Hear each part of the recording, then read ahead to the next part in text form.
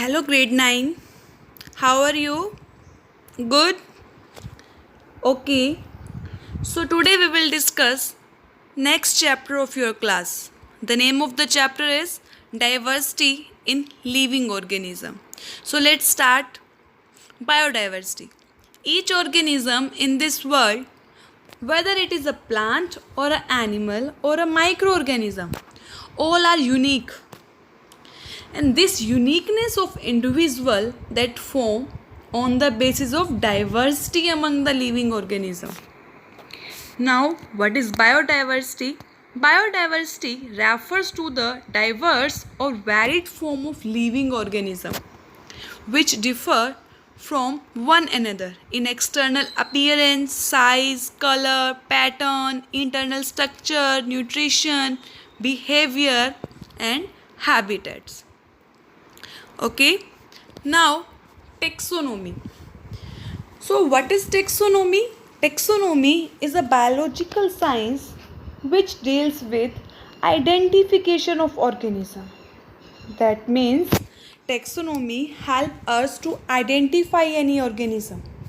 One of the function of taxonomist or systematist is to provide a scientific name for every living creature. The need for a uniform international system of naming that is obvious. Common vernacular names for the same plants or animal that can be vary from region to region, and it have many disadvantages. That's why scientists or taxonomists give a unique name that is known by each and every individual. That was a single name.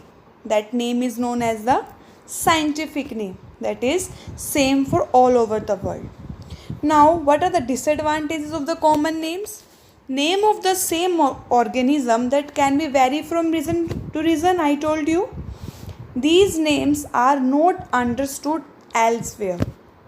Moreover, the same common names that may be used for different kind of animals also na. For example, the name of Quechua that is used both for earthworm as well as for ascaris.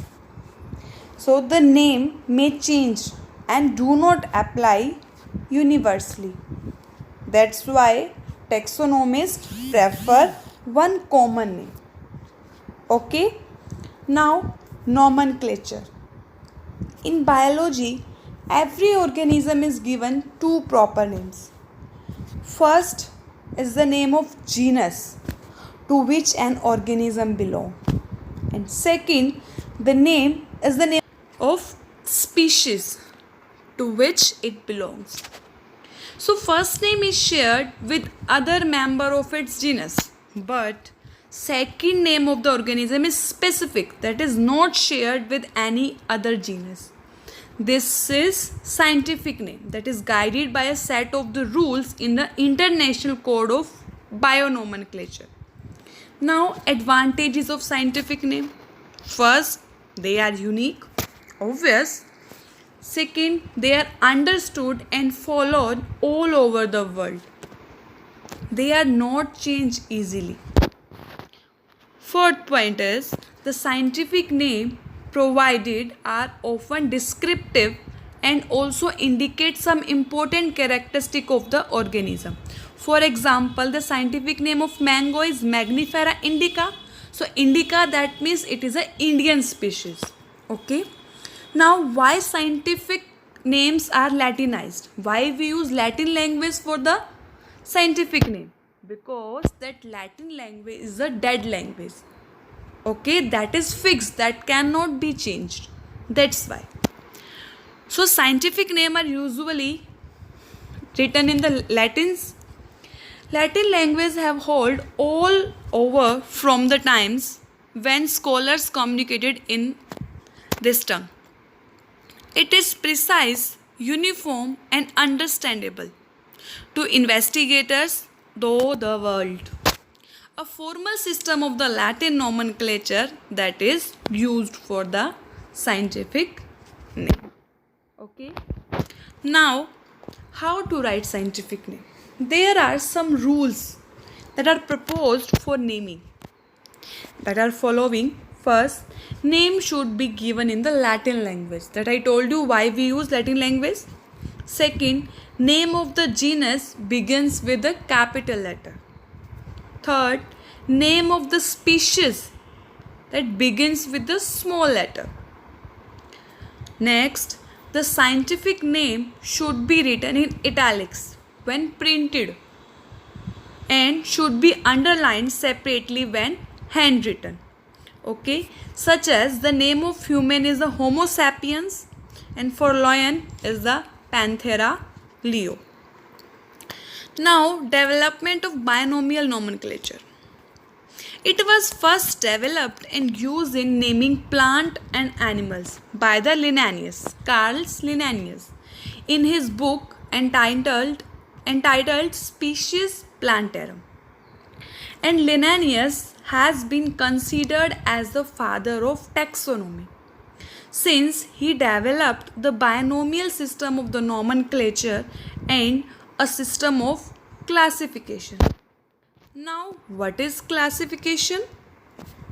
Classification to study the diversity among the living organisms in an effective manner. So, we need to arrange various kind of organism in an effective way. And we need to arrange various kind of organism in a systematic manner. So, the method of arranging organism into groups or a set on the basis of their similarity and dissimilarity, that is known as the classifications. Now, importance of classification. First, that makes the study of a wide variety of organisms easy. Second, the projects before us a picture of all life forms at a glance. Third, that is essential to understand the interrelationship among different group of organisms. Fourth, that form a base for the development of other biological science also. Now, classification and evolution. Classification of a life form that is closely related to their evolution. Evolution. Most life forms that we see today have arisen by accumulation of changes in its body design that allow the organism possessing them to survive better. Charles Darwin first described this idea of evolution in his book. The name of the book is The Origin of Species.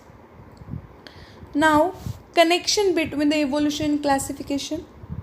If the idea of evolution that is connected to classification that become apparently with ancient body design that have not changed as much. There are other group of organisms with ancient design or in the first commonly referred to as a primitive or lower that are simpler, while those with recent body design or in the second group are commonly referred to as advanced or higher. These are the complex organism. For example, human is the complex organism. Now, basis of the classification. 5 kingdom classification of a system has been suggested by R.H. Whitaker. Whitaker has based his classification scheme on the following 3 levels of organization. First, the prokaryotic versus eukaryotic structure of the cell. That you know what is prokaryotic and eukaryotic, we discussed already. Second, the unicellular versus multicellular or multinucleate organization. That I had told you. Mode of nutrition. Photosynthesis, absorption from the environment and ingestion. So rest part we will discuss in the next lecture. Till then, stay at home, stay safe, be happy and thank you.